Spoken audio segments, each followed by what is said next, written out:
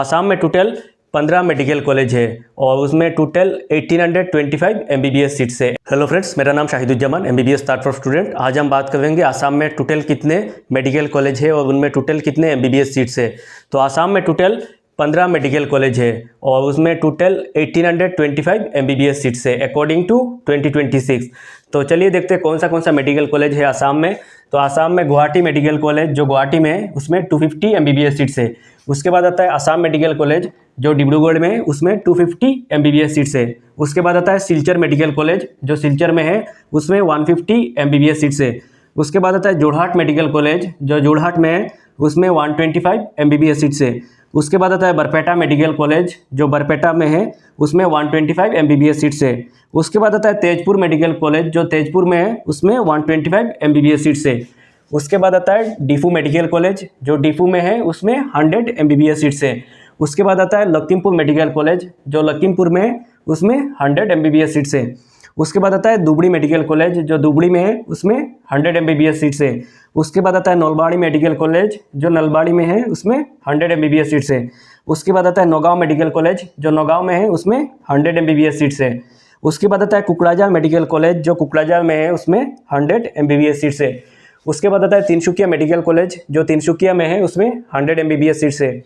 उसके बाद आता है प्रागज्योतिषपुर मेडिकल कॉलेज जो प्रागज्योतिषपुर में है उसमें 100 एमबीबीएस सीट्स है। उसके बाद आता है ईएसआईसी उसमें 50 एमबीबीएस सीट्स है। तो total 15 medical college in Assam और उनमें टोटल 1825 एमबीबीएस सीट्स है इन अकॉर्डिंग टू 2026। और एक बात है, आसाम में 2 मेडिकल कॉलेज 2026 में ओपन हो सकता है। उनका नाम है बोंगाईगांव मेडिकल कॉलेज जो बोंगाईगांव में है और उसके बाद ग्वालपाड़ा मेडिकल कॉलेज जो ग्वालपाड़ा में है। तो आप बात करते हैं सीट मैट्रिक्स के बारे में। टोटल एमबीबीएस सीट्स 1825 है। उनमें से 15% ऑल इंडिया कोटा में चला गया तो 274 सीट्स चला गया और बचा है 85% स्टेट कोटा के लिए। 85% स्टेट कोटा में कितना सीट्स है?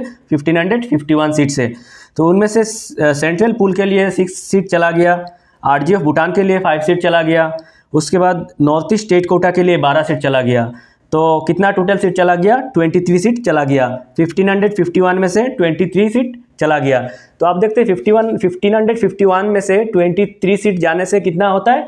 1528 सीट्स बचा है। तो ये जो 1528 सीट्स बचा है उनमें से ओबीसी एनसीएल के लिए 27% रिजर्वेशन है जो कितना होता है? 412 सीट्स होता है। उसके बाद एससी के लिए शेड्यूल कास्ट के लिए 7% रिजर्वेशन है जो 107 सीट्स होता है।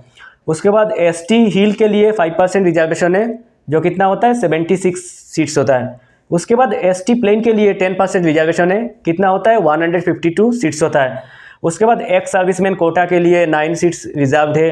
उसके बाद फ्रीडम फाइटर के लिए 2 सीट रिजर्व्ड है। उसके बाद एक्सट्रीमिस्ट वायलेंस इन आसाम के 2 सीट रिजर्व्ड है। उसके बाद मार्टियर्स इन आसाम के लिए 2 सीट रिजर्व्ड है और स्पोर्ट कोटा के लिए 1 सीट रिजर्व्ड है। तो टोटल कितना सीट रिजर्व्ड हुआ? 763 सीट रिजर्व्ड हुआ। तो अब देखते हैं 1528 में से 763 सीट अगर रिजर्व्ड हो जाता है तो कितना सीट बचा रहता है जनरल के लिए? 765 सीट जनरल के लिए बचा रहता है। तो ये जो 765 सीट जनरल के लिए बचा है उनमें से 5% पीडब्ल्यूडी के लिए जाएगा, पर्सन विद डिसेबिलिटी के लिए जाएगा, 6% जाएगा ईडब्ल्यूएस के लिए, इकोनॉमिकली वीकर सेक्शन के लिए, और बाकी जितना बचा है तो अनरिजर्व के लिए जाएगा जिसको हम जनरल कहते हैं। आजकल क्या होता है, ईडब्ल्यूएस सीट 100% फिल हो जाता है, कोई वैकेंट नहीं रहता है। लेकिन जो पीडब्ल्यूडी सीट है 5% उनमें से कुछ वैकेंट रहता है। जो पीडब्ल्यूडी सीट वैकेंट रहता है वो जनरल सीट में कंसीडर किया जाता है, जनरल सीट में। तो अगर ये वीडियो अच्छा लगा तो वीडियो को लाइक करना, शेयर करना और इस चैनल को सब्सक्राइब कर देना। धन्यवाद।